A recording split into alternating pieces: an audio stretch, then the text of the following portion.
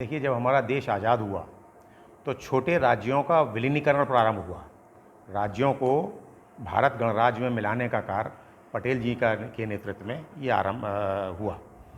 तो जो बुंदेलखंड की 33 रियासतें थीं, इन 33 रियासतों ने सशर्त संधि करी। उस सशर्त संधि को देखते हुए 12 मार्च 1948 को भगेलखंड विंध्य प्रदेश राज्य बनाया गया। उसकी दो इकाई बनाई गई, एक बुंदेलखंड, एक बघेलखंड।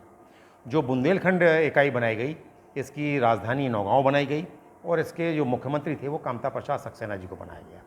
जो बुंदेलखंड की इकाई थी, ये मात्र 4 महीने अस्तित्व में रही। उसके बाद हमको विंध्य प्रदेश में मिला दिया गया।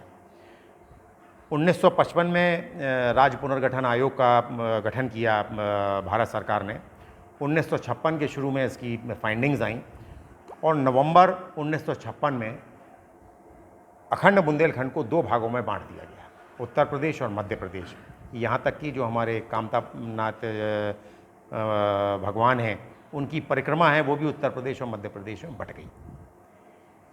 ये सिर्फ इसलिए बांटा गया कि जो हम बुंदेलों का एक पुराना इतिहास रहा है कि हम लड़ाके रहे हैं बहुत ज़्यादा।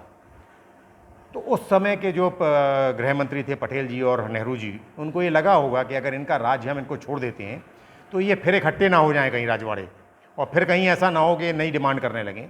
तो उन्होंने हमारी शक्ति को जो बांटा है वो एक राजनीतिक उनका किया गया कार्य था, जो नितांत गलत था। इस बुंदेलखंड के लिए एक कहावत भी रही है, इत यमुना उत नर्मदा इत चंबल उत टौंस, और छत्रसाल से लड़न की रही न काऊ हौस। जब छत्रसाल साहब थे, जो बुंदेलखंड अस्तित्व में था, उसी को इन्होंने बुंदेलखंड राज्य बनाया था।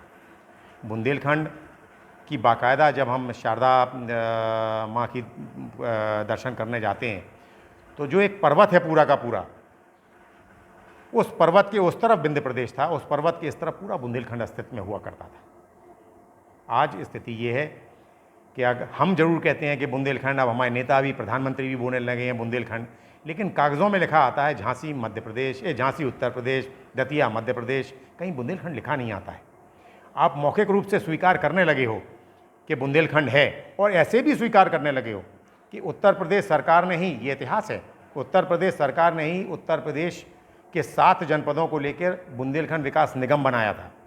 मध्य प्रदेश सरकार ने 6, अब 7 हो गए, इन जनपदों को लेकर बुंदेलखंड विकास प्राधिकरण बनाया था।